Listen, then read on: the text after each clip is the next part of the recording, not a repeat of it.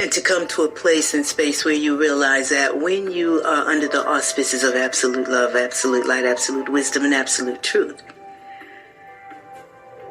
that you really have no responsibility, duty, and obligation to those who are not in love, light, wisdom, and truth. That the love, the light, the wisdom, and the truth allows you to come to leadership if you care to really be in the integrity of the truth of yourself, because our own authenticity demands that. Because you have to lead in your own household. You have to lead wherever you are. Lead in love and light and humanity. Humanitarianism and being all that you are is this point of the absolute, realizing that everyone we meet is just another aspect of ourselves, because we are all these points of an absolute and supreme presence and intelligence that is absolutely and supremely intelligent and always present. And so the light that is absolutely everywhere. How do we get to it? We get to it through clearing and cleansing the faculties of our perception and perspective, cleaning the I that we each are, the intelligence of our own being, by cleaning our bloodstreams, by cleaning our lymphatic systems, by consciously caring to be cleared, cleansed, purified, renewed, rebirthed, regenerated, rejuvenated, revitalized, so that we can be completely revivified in the light of the truth of the all that we each are as these points of the presence of the absolute. To understand that we live actually in our bodies, and whatever boxes we dwell with, or where our things are stored and where we may sleep and refresh ourselves and whatnot, that we can walk away from those places and never have to return to them, because we actually live in our bodies. And to come to a point and place where you will wash the outside of your body and brush your teeth every day, maybe even more than once a day, depending on your activities, but you do nothing to cleanse the inside of your body consciously. And then you have been sublimated and behaviorally modified to bring things into your body where you live that take on a life of their own. Parasites and worms, organisms, bacteria, viruses that begin to dwell with you, feed on you. And it's not a pretty sight. Nobody's really talking about it the way that it should be talked about, based upon how much carcass people have eaten over the years. And I'm saying, let's cleanse, let's get right. Be all right with being cleaned up. You understand? Now, if you're walking along and all of a sudden you fall into a pit of feces, it doesn't even matter whose feces it is, you are going to be getting out and trying to get out the best way you can, calling and screaming for help. And once you get out, you're not going to go and hang out with your boys. You ain't going to go and try to be making love with somebody. You understand? You're not going to do anything other than try to get cleaned up. And you will stay in that shower and get in that tub and bathe and bathe and bathe until the stench is no longer in your nostrils. And I'm just saying is that when you are in a body that for all intensive purposes is a closed vessel, in the sense, and you're feeding off of that which is supposed to rot. You understand? The flesh of a dead animal is supposed to rot.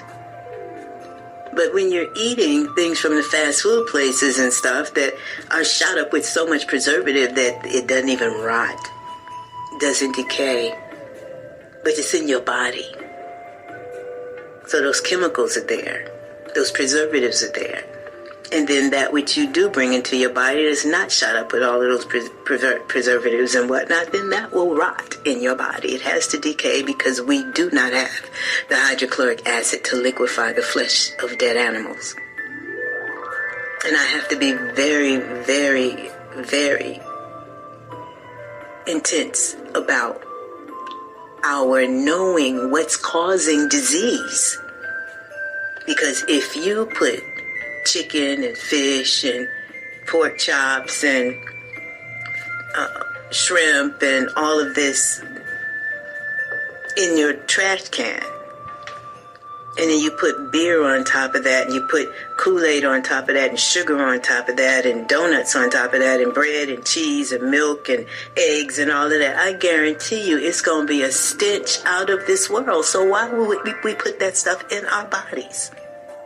And a lot of people really don't get that this is where the real revolution starts. This is where we really facilitate our conscious unfoldment. This is where we really have the opportunity to circumvent the devastation that's coming as a result of the karmic debt of those who are violators, usurpers, bastardizers. You understand? Murderers and slaughterers and incarcerators. You understand? We are in a now moment where it is our time to make a clear decision that we care to truly live our lives. Not be dying our lives, to truly exalt life, not be feeling as though life is expendable. That's not the mentality that those who are of that source that we refer to as God. You understand? That is not the mentality that we should have. That we don't really care what we're doing. We're just going to do whatever the hell we want to do because we have the free will to do that, regardless of who it impacts. You understand? Each individual one of us should not be divided within ourselves. We should be consciously caring to be whole, to have a balanced male-female Godhead. You understand? Where we are following the dictates of that which is light, that which ensures our progression.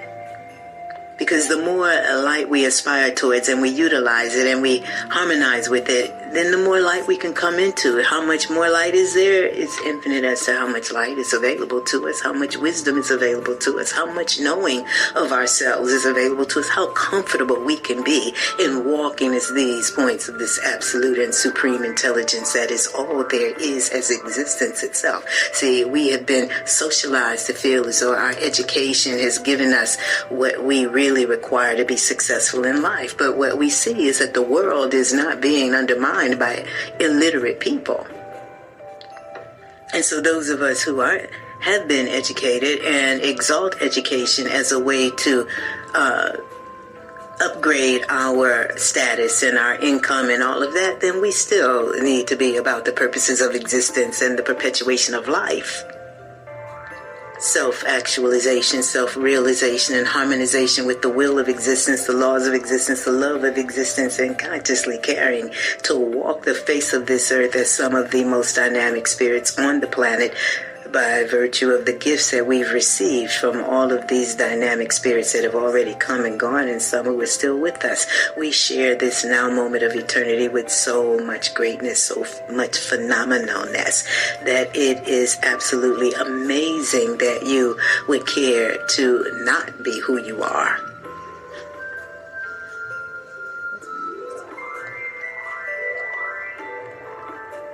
And so as a result of us being on the path of adulteration, where by 21 we're labeled adulterated, no longer what the Creator intended,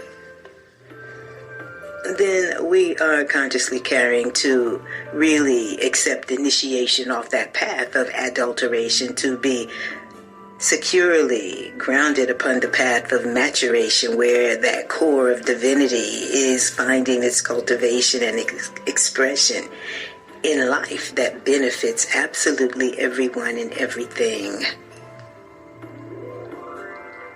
And there's no one who can estimate or guesstimate how much power one can have aligned with the absolute one that beats everybody's heart and breathes everyone. And so there are distinctions that have to be made in terms of who it is you're working for, what it is you are applying yourself to. Because people would think that, okay, well, I'm going to get off the plantation, I'm going to be self-employed. And being self-employed does not necessarily mean that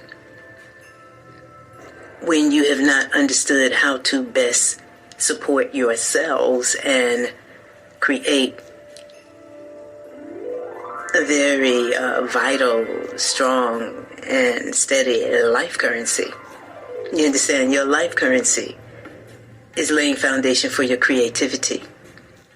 And when you are still supporting the corporate deities of death, the meat, the dairy, the eggs, the chicken, the fish, the alcohol, the tobacco, the sugar industry, and those who have to stay high on the marijuana and whatnot, then you really are a detriment to your cells. And after a while, the cells are going to be heavy laden if they're not already heavy laden with the toxicity, with the chemicals, with the poisons, with the mucus, with the acidity.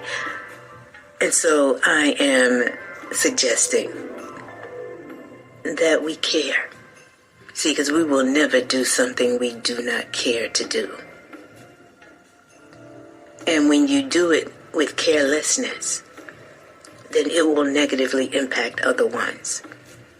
The issue is that what we're thinking and what we're doing most directly impacts ourselves first and other ones. So yes, we do care to be caring, to be care-filled, to be in a place where we are doing no harm, to accept correction, and to give thanks that we can correct ourselves.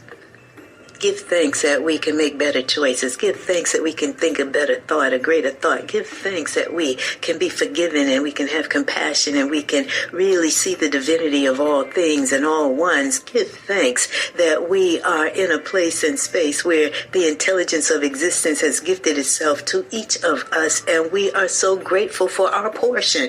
Give thanks that we're in a place and space where in our now moment we can dwell in the reality of this absolute and supreme intelligence, regardless of what the situations and circumstances are, that we are able to invoke and call forth the victory and the triumph over all of that by really being very focused in the absolute reality of the divinity of existence and the power that we have with each and every word and every thought that we think to recreate ourselves and our situations and circumstances to come to a point and place where we are all right with taking responsibility for what we want to manifest and will manifest in our lives. There is no one who's going to care more for you than you do.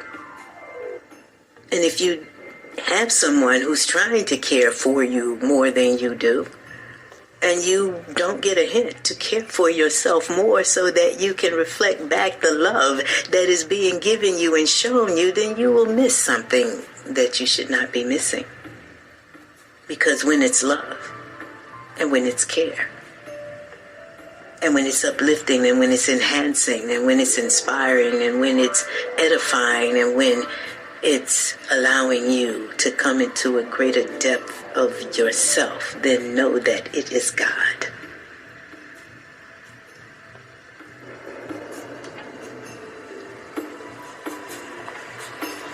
And some people think that the system of things can justify why it is that we are not living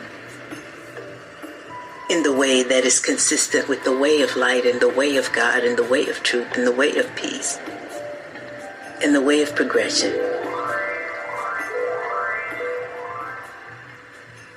But that only lasts until we are confronted with the consequences of our impatience and our carelessness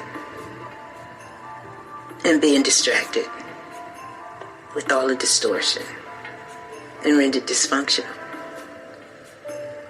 But you can choose better, because you can choose love and you can choose light and you can choose to be completely cleared and cleansed, and we will not support the violation of ourselves with the violation of other beings or the intoxicants and inebriants and all of the things that anesthetize us and stupefy us and put us in a place and space where we're creating sickness, illness, and disease.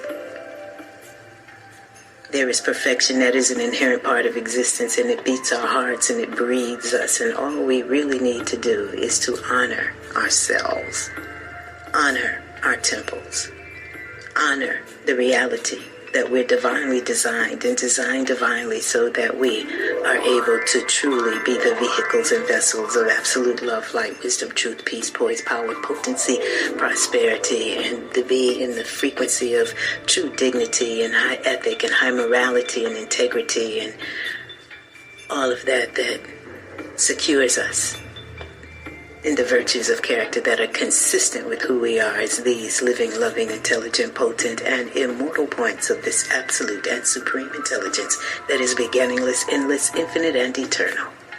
That cosmic